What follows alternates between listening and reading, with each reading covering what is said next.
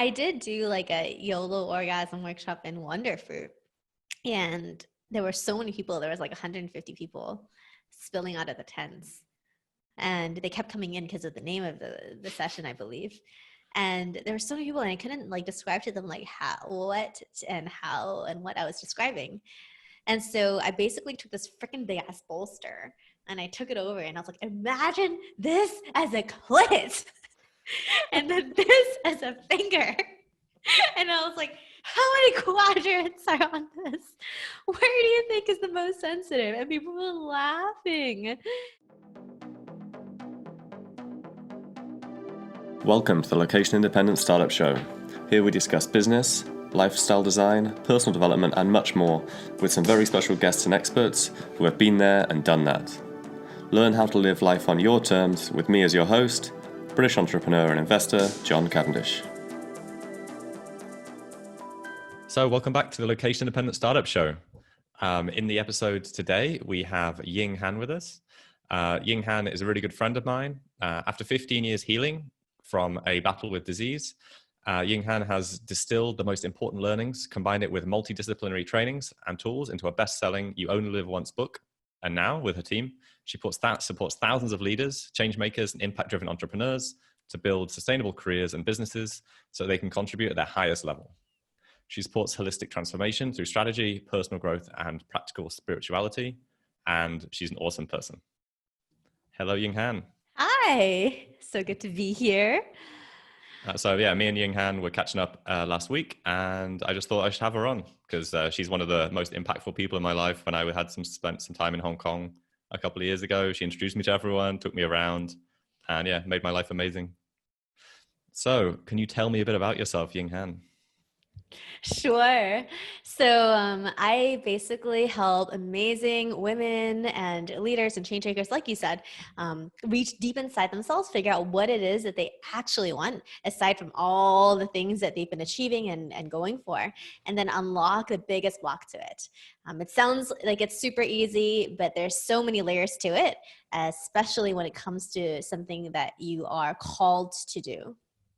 So called to do. So how do you define being called to do something, and how do I know if I'm being called to do something? Called to do.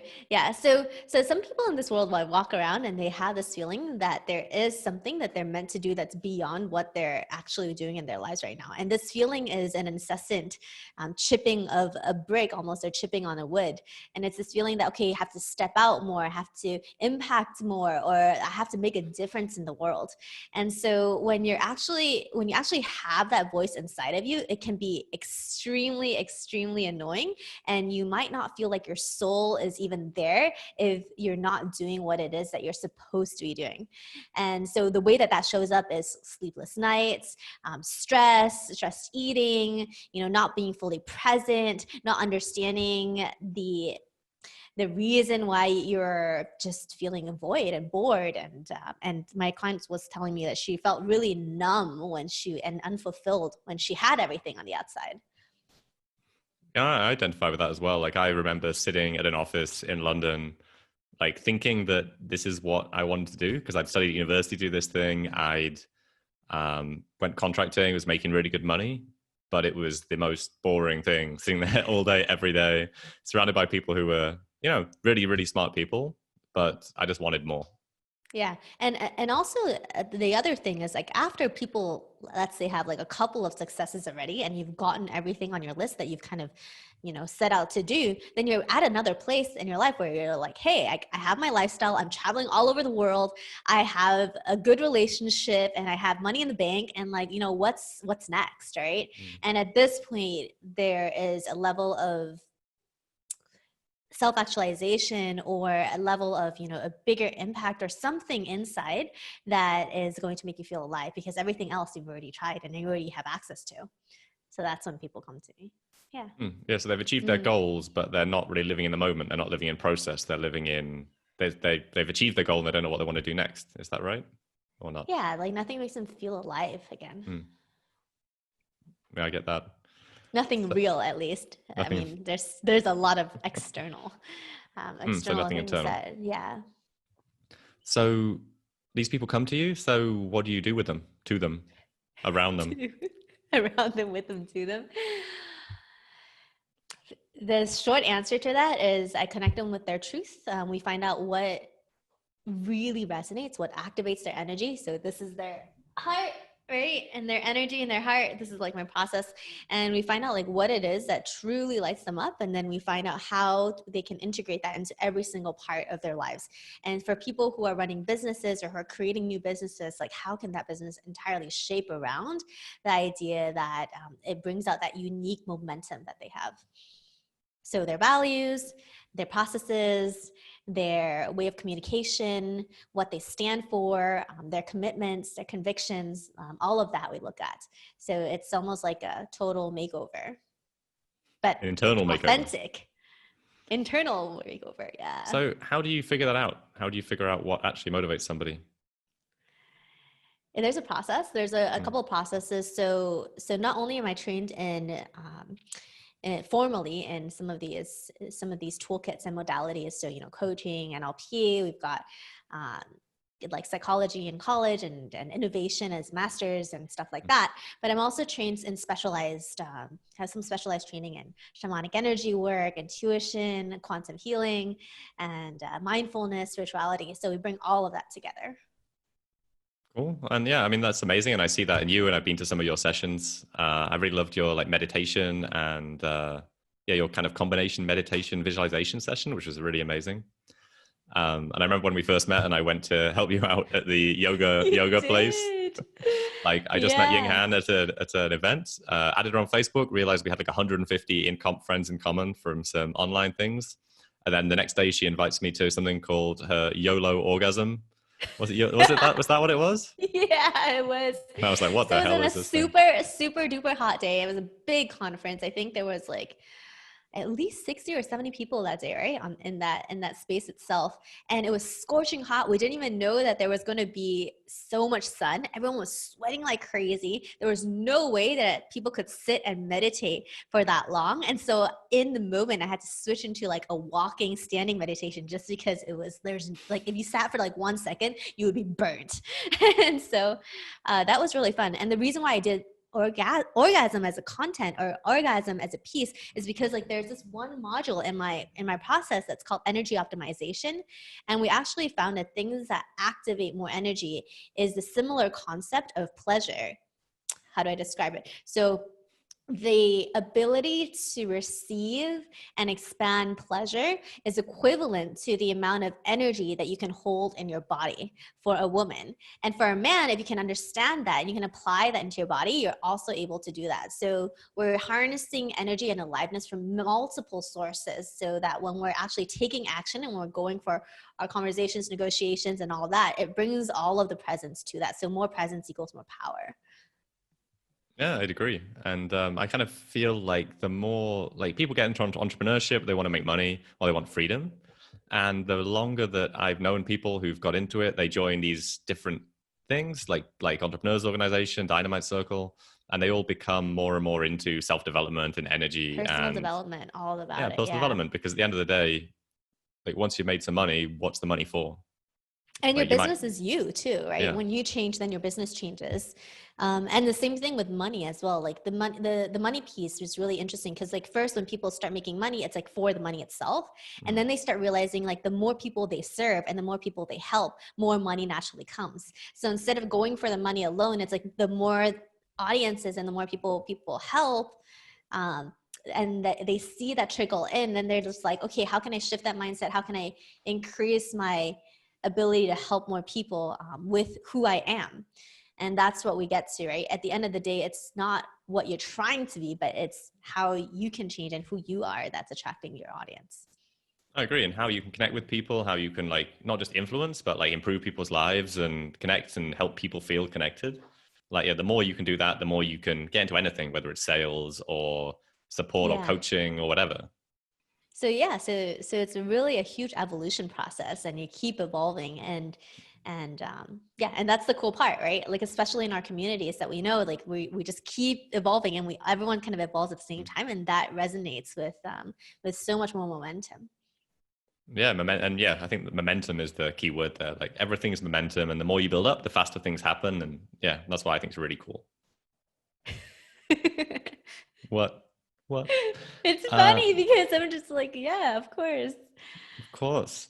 So now let's go on to the business part of it. Yeah, let's do that. How do you make money? How do I make money? I make it through one-on-one coaching. I do groups, and I dabble in like the online space. Mm. So how do you get these clients? How do you drive traffic? Or do you do it in person? Like, how does it work? For my main coaching business, it's through referrals, and I've been building it through referrals and through invitations and events. So I travel around the world and I create these events and I give people experiences that really, really make a difference in their lives and shift their perspective on something. And then I put them into a funnel slash nurturing sequences and just communicate with people. And so I'm doing it one connection at a time, and multiple connections at a time through my emails. Oh, that's awesome. Yeah, so it's Um, just like when I look at the list, I like know a lot of the people because, South Africa, we've been doing events. I've been traveling so much. Boston, Thailand, multiple countries. Yeah. cool. And I mean, is it all right if I ask you about numbers, or is that something you want to keep private? I mean, you could, but I, I haven't seen my numbers this year yet. My accountant's still putting it together. I mean, how much do you charge for a client? Oh, how much I charge? Yeah. Yeah. Oh, yeah. Not your Yeah. total, not your total, not your I total was revenue. just like, you want to know my P&L? Yeah. Do you um, have a good P&L? Do you want any help? No. Here, let me just screen share that with you right now. How much do I charge? Yeah. So for 6 months is 10,000, and then for a year is 25. Hmm. And how do you? I mean, as a business owner, how do I measure ROI on that? Like, what do you? I mean, how do you measure ROI from your clients? What do your clients say when they hear Mhm. that, and also after they work with you? Yeah, absolutely. So for my clients, right? Like we decide what it is that they want. And I'm not going to take them if it doesn't inspire them and the goal is not something that is truly aligned to what they are saying that they want. So we create that sort of like work order or that agreement together and Hmm. who they want to transform to become. So a lot of times, like, who they are right now is going to be different from who they will become at the end of the engagement. So for I have business owners who want to create their businesses in a certain way. And in order to do that, they have a goal, like a money goal. And then if that were the case, then that's what we focus on. And at the same time, they also have a personal goal. So they want to create the money with ease, with flow, with creativity, and without selling themselves out, right? And so we want to make sure that every single process is aligned to all of those values. The second type of one is more of a creation kind of an engagement. So for example, if someone wants to they want to become the best wife or the best husband, something like that. I still work with some men, but mostly women. And then it's about, okay, like how can we look at, all the ways of thinking and all of who they are to create that version of them as we are working together. So every time we work together, we just look at, okay, what are you creating in your life and how and why have you created that, and then how can we shift that in order to have you live, breathe, and be, the best version, and not even the best version, but actually just be the best husband or be the best friend, partner, sexual partner. So the ROI is really very dependent on the person and what their goal is. Yeah, So they decide what their return is and what's mm, most important to them. Sometimes it's a money number, but the money number gives them something, and yeah. that sometimes is more important for some people. So it's all about setting goals and expectations, and then you work towards that goal, or is work towards something else? It's setting expectations. It's setting agreements on what they want, and then the goal is to not lie to themselves and just be that version of themselves, right? So yes, at the end of the day, they're more connected to themselves, they're more truthful to themselves, and they're living a much easier life and getting all the goals as a result of that. Cool. Yes, it's how they live on a daily basis. Yeah. Cool. Awesome. Tell me if I'm too nebulous, because this all in my head and it's all like so clear for me, but I know like for someone else who's That's just clear for listening me. to me, I they're know you. I always know you like, quite well. yeah, but Um, no, I mean for the audience, right? Because sometimes people are like, what do you actually do? And I'm just like, all right, okay. I need to be more, more all right. marketing message, business No, that's focused. good. I mean, it's all about. I mean, like all business, I think it's about setting expectations. I mean, I make that very clinical though when I say you're helping people transform their lives, but setting expectations, they feel like they've achieved what you set you were going to achieve. Correct. But I Absolutely. mean, I feel like if I was working with you, it would be I want to feel a certain way, like on a daily Right. basis, rather Mm-hmm. than yeah. I mean, maybe I want to make a 10x return on my investment, make $100,000, but like in general, yeah, it's more about if I was working with a coach, like how I feel on a daily basis while doing whatever I was doing. Mm-hmm. Exactly. So if that's say you want a 100x, 10x, whatever that is that you want, and I have clients who have 10x their stuff before, right? And they did it in like 2 months, and I was just like, what? That's amazing. Um, she's amazing, and she's still doing it like consistently on her own. And and right now the thing is like the way that I would work with that is like, once you 10x your business or 20x or whatever that number may be, how would you feel by the end of that, right? And then seeing, because there's this disconnect between wanting that and then feeling like you're in your best state, and then having like these 24 hours of the day and only feeling your best like 3 hours of the day, right? So how can we allow the rest of the day to also reflect that accomplishment? Yeah, I've been listening to a book, Wayne Dyer, one of his like talks, and he talks about that, like the fact that your nervous system knows no difference between if you've achieved something already or if you just think you've achieved it. And like living in that state is possible if you live from the state of you've already achieved it, because your body feels the same way. And yeah, I think I kind of identify with that a bit with what you're saying, like trying to figure out how you would feel and then feeling like that all the time already. Because in reality, That, yes. external circumstances can't have anything. And then how do you find motivation once that is Mm. attained, right? Because that is the trick question. Because then sometimes people feel so good, they're like, I don't need to do anything anymore. And then we look at the next thing. Mm. That's what Yeah. my coaches said actually. One of my business coaches, he was like, I asked him what it was like to be successful or what he felt like or what drove him. And he said that he doesn't feel successful, that he lives in the process. And I really liked that as a kind of an outlook of just living in process. Like success is just the happiness in what you do every day.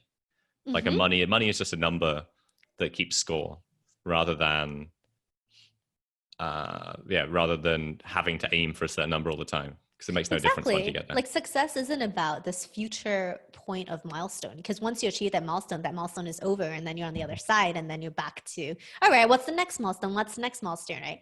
But so how can you feel successful in the moment, and how can you create that and distill the success into like one action every day? And then that becomes the driving force of, not the driving force, but that becomes the momentum and the fuel to that life, right?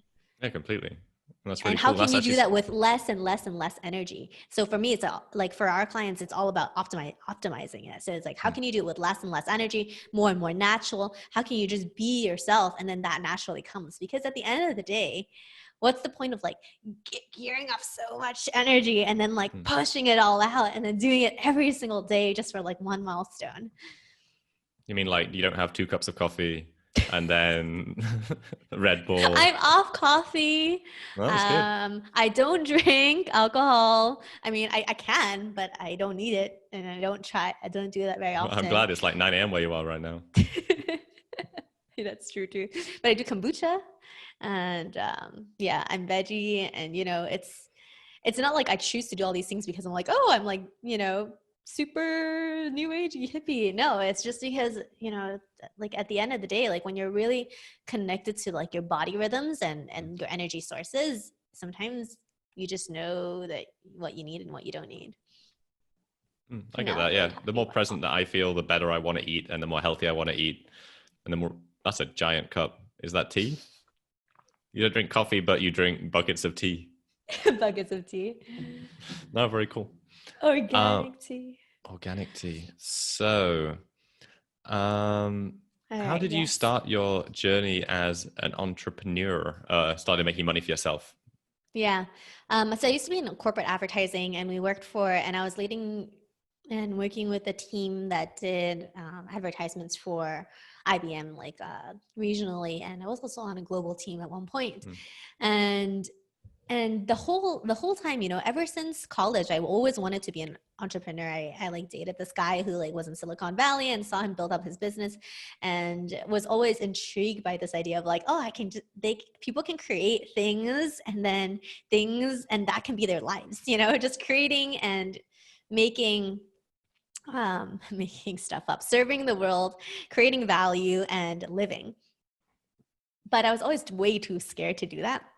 So I got into advertising because I was thinking, okay, I need to learn how to communicate with more people, and then eventually got sucked into the corporate world and forgot about my goals, and then I got really sick for 15 years, like a secret disease that I didn't even really like pay attention to. It was eating disorder, bulimia. I was like throwing up 10 times a day. I was in secret. Nobody knew about it. I had like 3 boyfriends during that time. I was living with them, and like they didn't even know about it. And I was really, really ashamed about it because I was super high achieving at that time. I have like 3 different, like I was like major in econ, politics, like, environment, and I did a master's in innovation. I was like one of those, like, okay, just add more degrees, add more things. Maybe this will take care of it. Maybe I just need to learn more. And I started like working out every single day, and changed my entire diet, only ate salad, and did all of that at the age of like 20, I think like 23, 24. And then eventually at one point I was just like, I'm only operating at maybe, let's say, 20, 30% of what I'm capable of. And I'm in the top advertising agency, and I'm having a really good fitness life, and I still have this disease, and I'm surrounded by super smart, amazing people. Why am I feeling weird and not happy? And that's when I started to try to find even more solutions to solve this, because I was like, okay, if this were gone, then I would have 80% more time in my life. And then what can I be capable of then? Anyway, so long story short, I exhausted every single option: Western, Eastern medicine, isolation tanks, like I even went to Peru for ayahuasca, and that didn't help. And that was all in disguise as well. I was like, oh, I'm on a travel trip, but I was actually really, really seeking help. And eventually was in another plant medicine retreat. It was like a personal one on my own, and I basically, with the tools that I had a bunch of coaching hypnosis tools under my belt already, was able to facilitate the whole ceremony myself, with the support of other people, just to like make sure that I was not Didn't dying or wander anything off. like that. Yeah.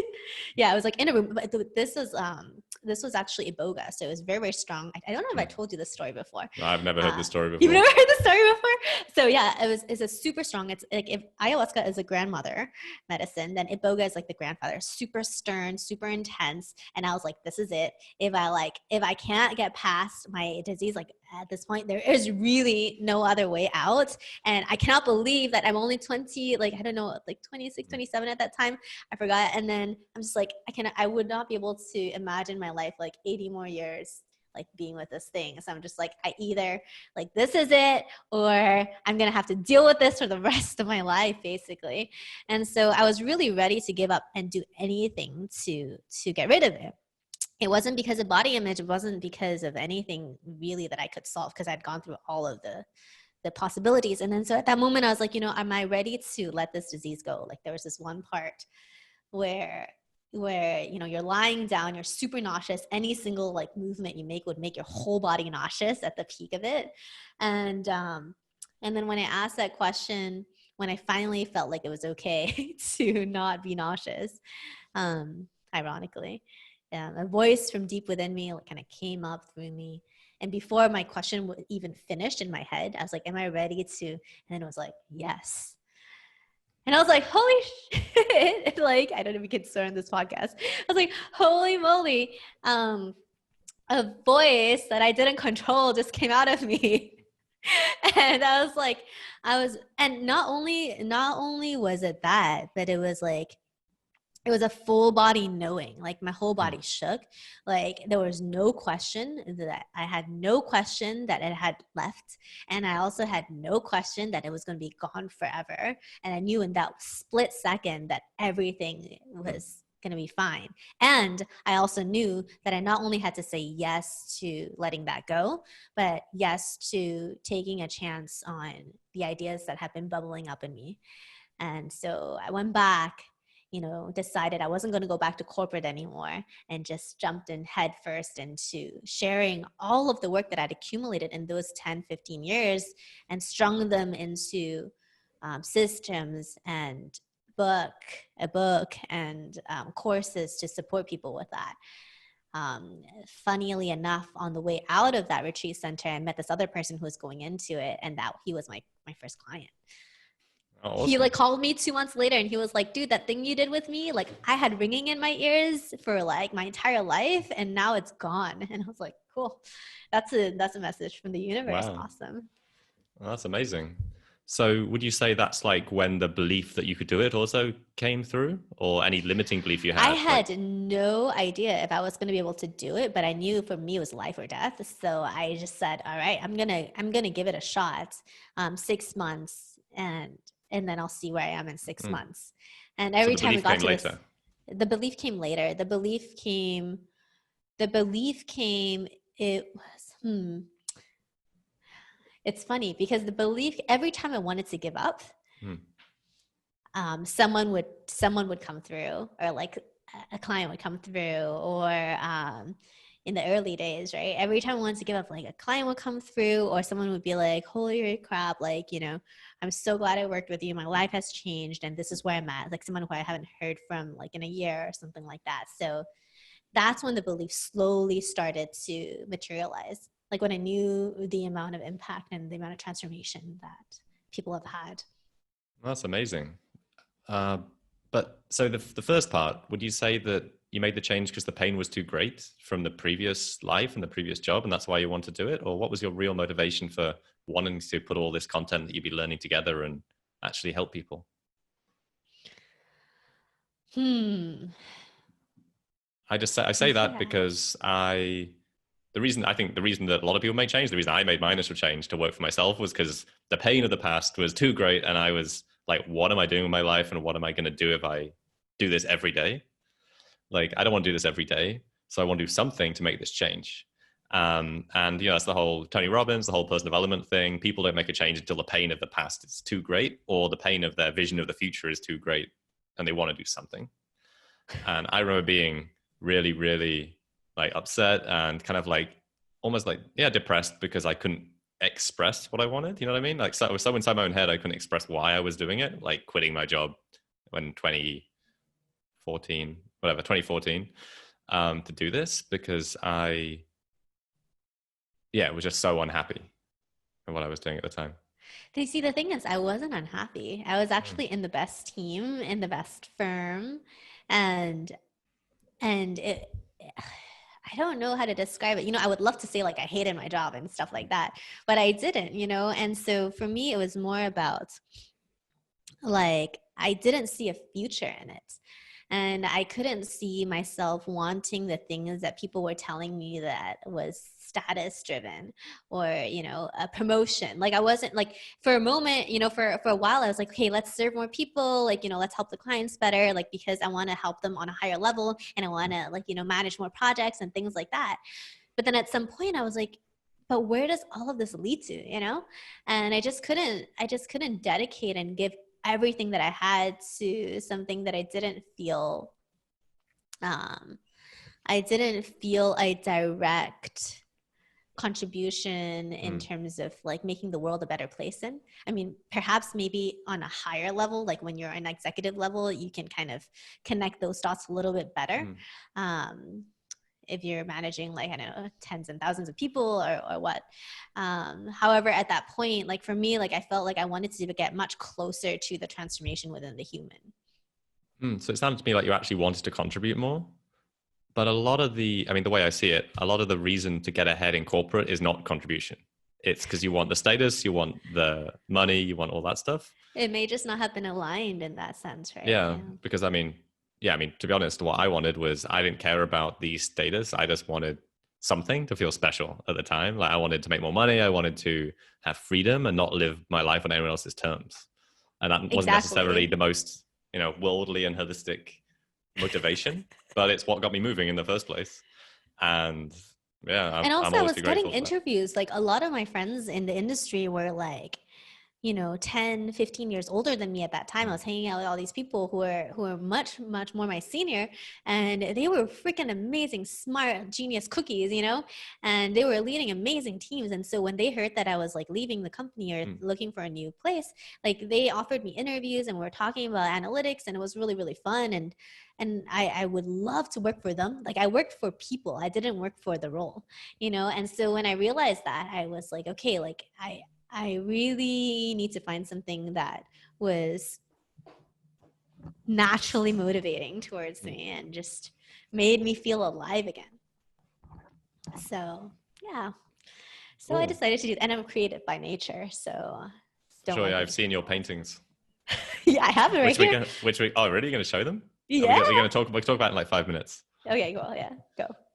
What else Oh. do we talk about? Well, so what I really want to say was like I wanted to ask you what you've seen at the moment, because this is all about business, and Yeah, so the two questions I had actually. One yeah. was how long was it before you like replaced your full-time income with your business income? So there were months. There were Mm, months where I definitely exceeded the full-time income. And I think it was either a year and a half. I'm giving you really rough ballparks. that's okay. Yeah, a year and a half into it when I started to realize that this this is actually, I can live off of it for a while. I mean, I never went into debt the whole time, right? Mm, And so the whole thing was basically positive in terms of cash flow, or I also had savings. And so that kind of contributed towards it. But it wasn't until I think the thing that took off the most was 2000, like 2 years into mm, it, 2.5 years into it. I wrote the book and I did all these things to build momentum mm, in the first 2 years. And then I got a couple of large clients and helped them build things that I did in 5 years, in 6 months. And that's when I started seeing a lot more return on return clients, returning people, and return on my time, really, like the yeah, time yeah. that we spent, like the time that I spent learning all this stuff and like delivering it in a short amount of time. That's when I saw the benefit really come through. The And transformation work as well. Some people like talk to coaches, talk to therapists. They take like years to get to where we get mm, because there's a way to collapse all of that timeline. If you've gone through so many different transformations, you kind of know the structure and the place that people need to get to as well. mm. Does that And help? no, it helps a lot. Yeah, yeah. No, Like it's just shrinking. Yeah. Is it? Yeah. Is it? it makes a I'm lot of like sense. Yeah. So you're taking all of your experience and shrinking down all you've learned into a very short amount of time. And I short experienced amount that of when I came time. to Yeah. your meditations, and you like get many different techniques all kind of sandwiched together. Sandwich together, shrink down, streamlined, and then being able to identify quite quickly like what things someone needs to work on to kind of get back in alignment, get back into themselves and their full power.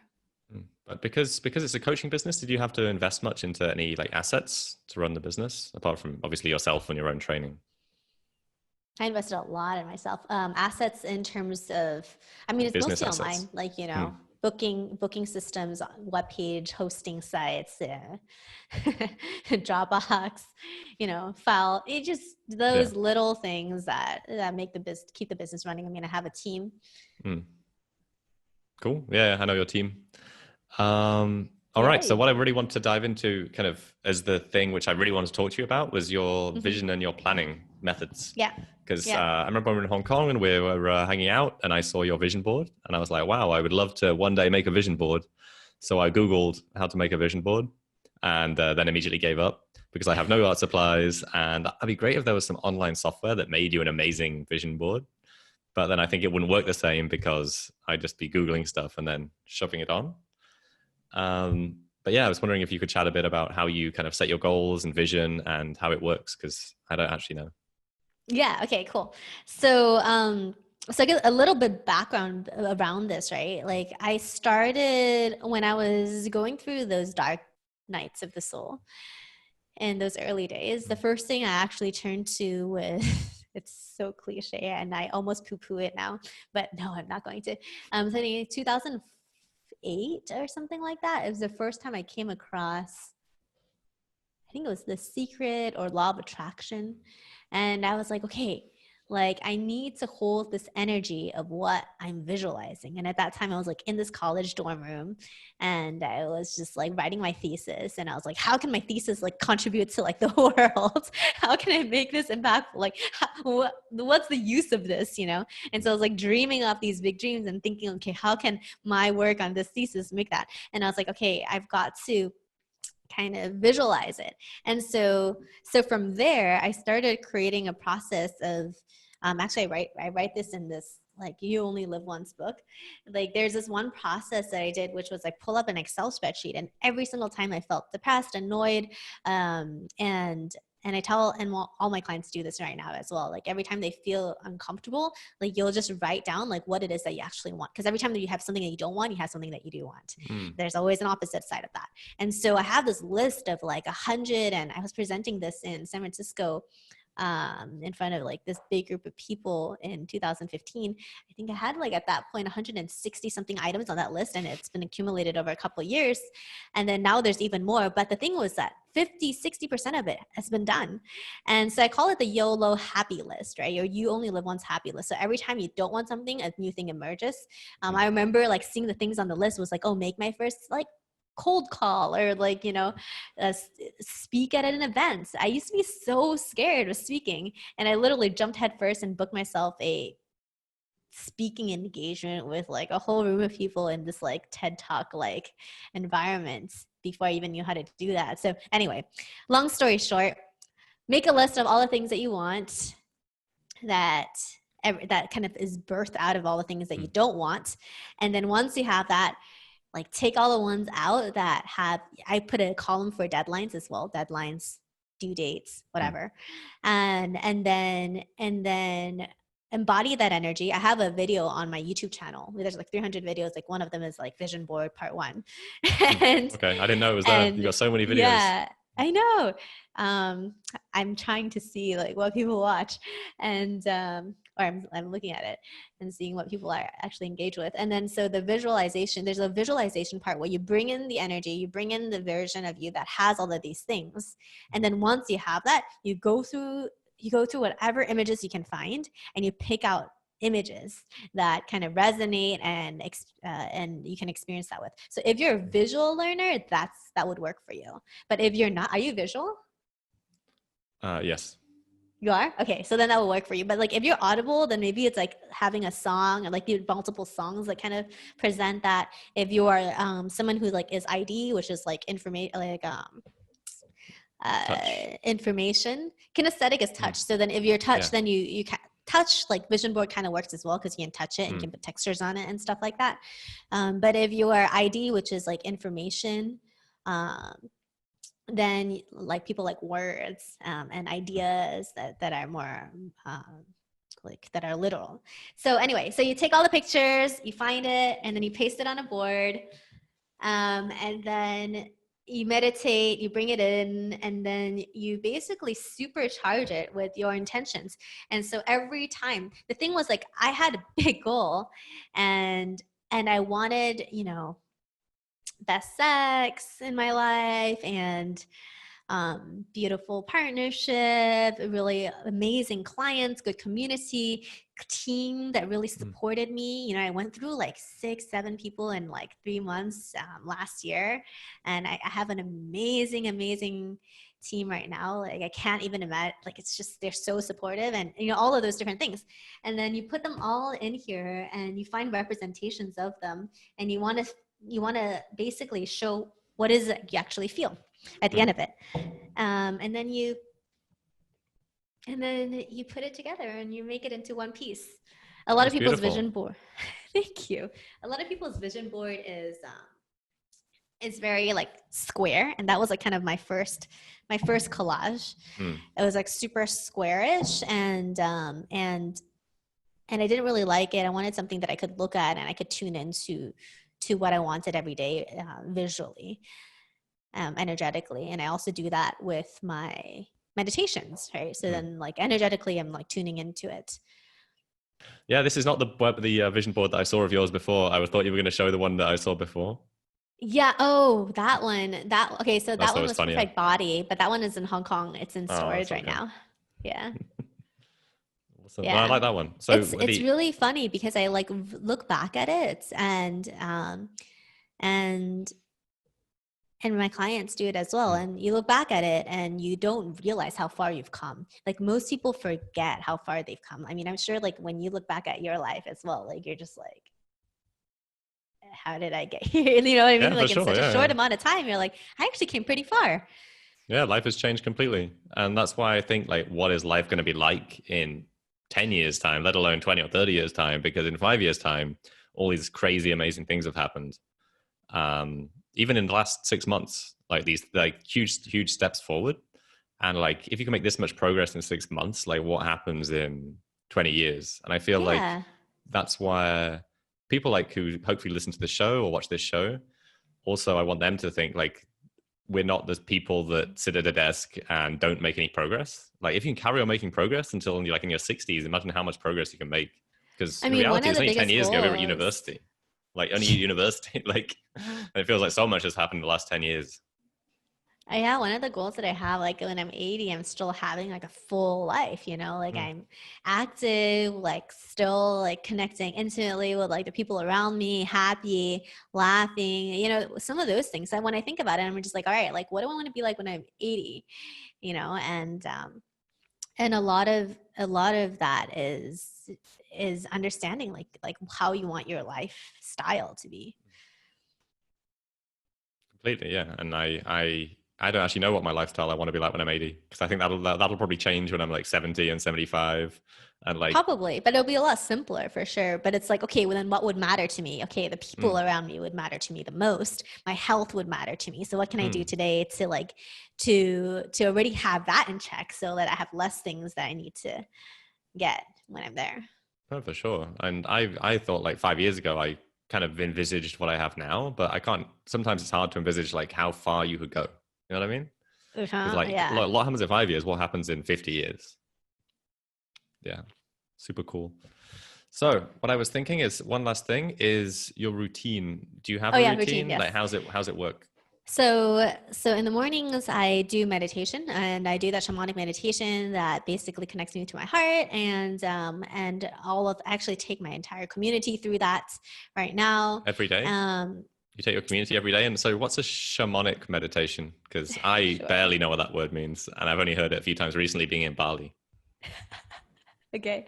Um, it's a combination of, so mine is not like a pure one either. So if you were to do like old school lineage style pure ones, there are usually ceremonies Mm, that are much longer. So it's like you create a space that allows for transformation to happen. However, mine's much shorter, and the one that I do incorporates a lot of other techniques. But the goal of it is to connect to yourself and then get guidance from within yourself.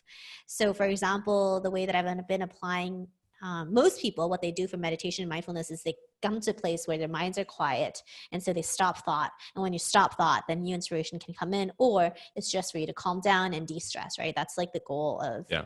the non-goal of meditation, is just to not expect anything and just sit there in silence.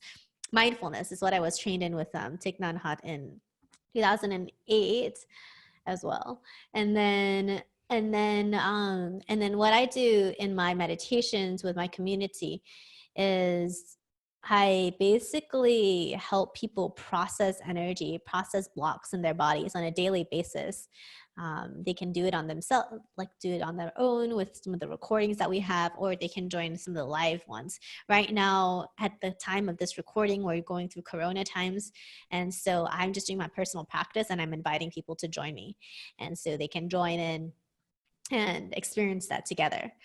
And the way that it works is you just sit there and you process stuff, and you come back to reality fully charged up, or calm down, or just a little bit more empty than you were before you went in. And that's the goal of it, because at the end of the day, you can't really take on more things in your life if you're full of stress, or if you're full of tension, and especially the unconscious stuff. So that's what it takes care of mainly. The meditations, we've also used them to, or the processes, I've also used them to help people reach their highest selves. And sometimes, and most of the time, and all of the time actually, what happens is that you get much clearer answers. So for business owners, like, I use them to help people find their purpose, help people find if it's a yes or a no to certain questions. It's a process that takes your information fields and have you connect to it so that you hear the answers that are intuitively available within you. So it's like another source of information. It's not like people are like, oh, does this work for everybody? So if you're heavily left brain, then it requires you to let go of that control to be able to tap into this more right brain / open form of interpretation of yourself. Yeah, I think in the past that was definitely me, and still is me quite a lot. I like control a Yeah. lot. But yeah, so is there anywhere online that people can experience that with you? Do you have any recordings or live Yeah, or? so you can find me on insighttimers.com/Ying Han, YINGHAN. I also have a YouTube channel that's that I made long time ago that is Flaming Girl One. And Really? I didn't know it was yeah. Flaming Girl one. Okay, so it's like youtube.com/FLAMINGURL1. And they've changed the YouTube rules now, so I can't even change that behind thing. That's awesome. Um, so it's still that. It used to be my AIM Oh yeah, nickname. good job I didn't get mine. I had the worst AIM ever. I'm not even going to say it publicly. What is it? I'll tell you after. I'll tell you after the call. I, I had one that was called Hot Flames with like big Z, little Z, and then the A was an at. So, And then you sent all those like the all of the emojis into like swirling into like pans and stuff. swirl. Yeah. It was definitely those days. Oh Yeah. man, that puts us in age. Yeah, so it's a really deep work, and so in the mornings that's what I do. I've been doing intermittent fasting as well, so but a So little bit not eating. extended. So yeah, so just not eating for a portion of the day, like percentage of the day, and then only eating within a percentage of the day. Usually it's like 8 hours, 16 hours. So that's something that yeah, I drink tea and do yoga sometimes, do a bunch of like movement stuff, and then I'm at the desk. Or I do gratitude journals, and I plan Journals. my day. How many gratitude journals do you do? I have one gratitude journal, and then I have like one that's just free writing. Cool. Yeah, I think like I like that idea of doing the journal. I go on and off doing it. Like for a while I do it, then I completely don't do it, and I do it again. It's like, especially when you're going through like a painful moment, especially like, if my clients are going through heartbreak, or like they're going through like really stressful moments, like that really helps like set the tone of the day. So I highly recommend doing that when you're like in a big dark place. And then when you start getting in a lighter place, like most people just throw it away, or like they just ignore it or forget about it. And that's the time where it's really important to do it too, because then you actually see the patterns and you can start analyzing and be like, okay, like the dark times last like this long, and then it has a shift, and then it starts going into it again. Or if you keep doing it, like other patterns, it's like understanding the seasons of your emotions. Yeah, and that would be really useful because yeah, when you're feeling good, you can never imagine feeling bad, and when you're bad, you can never imagine feeling good. And I've read Yeah. some of my previous entries from when I was doing it, and like I don't remember being that sad on that day. I don't remember like why I was blaming myself for being so mean to Andy, my wife, at that day. I don't remember why, but I obviously was at that time. Yeah, sometimes it brings you back. Sometimes I'm sitting there, I'm like, all right, okay, let's bring us out of this. Yeah. um yeah, so Structure. So structure, meditation, movement, journaling, movement, not journaling, eating, drinking lots of tea. not eating, drinking lots of tea, Yeah, and then set the three things I want to get done for the day. The Um, three things. How do you write? Do you write them down, or what do you do with them? I do the three things, yeah, inside of the Oh, journal. cool. What journal is it? Is it a specific journal, Yeah, or yeah, is the it? 5 minute journal. Oh, you use the The 5 minute five journal. minute. Okay. I do use 5 minute journal. Sometimes I use the productivity planner, but mostly just the 5 minute journal. And then I use my calendar. I have a bunch of stuff like in my calendar that I need to do, Mm, and then I either delegate it to my team or I just do them. cool. And And are you a then good manager? define good measure. That means We get yes. things done. Yeah, yeah. That means yes. It means better than Yeah, me. we get things done. I feel like my team is amazing. So like Mm, sometimes like I count on them like for a lot of things actually, yeah, and they're very reliable. So it's really awesome. that's awesome. Yeah, and you inspire people to be reliable as well. I can tell that. She's so cute. Like, she like labeled her Trello board. Her name is Ria, and so she named it Reliable Ria, one of them, and it's just so cute. And I was just, and she was just like, yeah, it's just a reminder for me. And I was like, that's awesome. So I'm just like, that's wonderful that that's your aspiration. So Mm, that was like the first week when she started working, and I was like, oh yeah, that's awesome. Yeah, hope we can all find more employees like that. she's wonderful. And then just collaborations with people. I'm constantly connecting with people, and yeah. Sometimes sometimes it's like Mm, sometimes it's like a few days of silence, and the silence also helps with getting a big picture and perspective onto your business rather than being like in the day to day as well. mm. But And that's yeah, good. Yeah, I agree. Like when this whole Corona period started, I had so many catch up calls with people. Like I had like 20 calls in 2 weeks because I overbooked my calendar. I just put a post on my Facebook and then chatted with everyone for like an hour. And then I've just had since then I've had like a week and a half of like one or two calls, and it's been so nice because I was busy. But you know what I mean when you know what I mean when you're busy but not actually productive, because I was just chatting all the time. It was really good. It was really nice to understand what people are going through. Uh, but yeah, after that much talking, it was nice to have a little break. And yeah. then I talked to you, and yeah, not that many people in the last 2 weeks. I'm just thinking like what our audience right now can benefit from the most. Hmm. I'm thinking How that, to okay, find you? so how to find me? I mean, you already know where to find me. YouTube, Facebook, Instagram, ying.muse, Insight Timer, or email. Hmm. I'm maybe not so much email because I have to go delete stuff to make more room. but, I mean, your inbox but is yes, full. it's getting full, and freaking like a Google Drive, right? Like I don't want to buy more things because I have Oh, it's like only like $2.50 a Dropbox. month. Just buy Yeah, it's like buy it. but I have like Dropbox, and I don't use half the stuff, so then I have to pick out all the things that I don't want and put them all Oh, it's two into the dollars hard fifty a drives. month. Just keep it growing. That's what I've been doing for the last 10 years. I've got like it's gigabytes. It's just growing. This giant pile of crap. Let's grow forever. I'm just like these I'll like be are 80 years very old and I'll be buried under cloud storage. gosh. Um, But yeah, if there's anything you take away from today, it's that your goals and your body is not just what you see. There's definitely something deeper that drives you, and if you can find that and unlock that, then your life would be so much easier. So the goal, like the success that we're talking about, and that I believe in, is not just pure money or pure, tangible things, but it's all the intangible things in your life as well that make you feel alive, that make you feel happy on a sustained basis, not like momentary and transcendence, you know.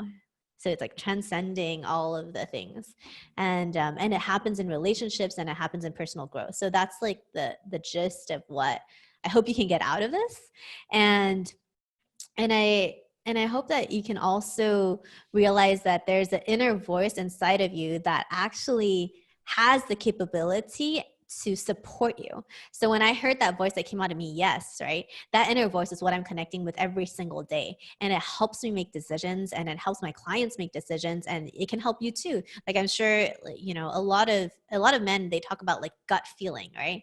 And they just know intuitively, instinctually is what the words that you use, what's the right decision and what's the right partnerships to make. And when you can hear those voices, it's much easier, especially when you're at a higher level and you have so many more things to process and analytics and numbers and decision making processes. So when you can get that, that's another source of information. So that's the main thing that I want to describe. Of course, like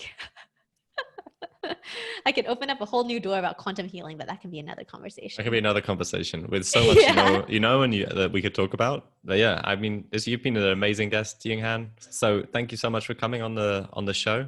of Um, course. this will be live whenever I edit it, so I'll share it to you.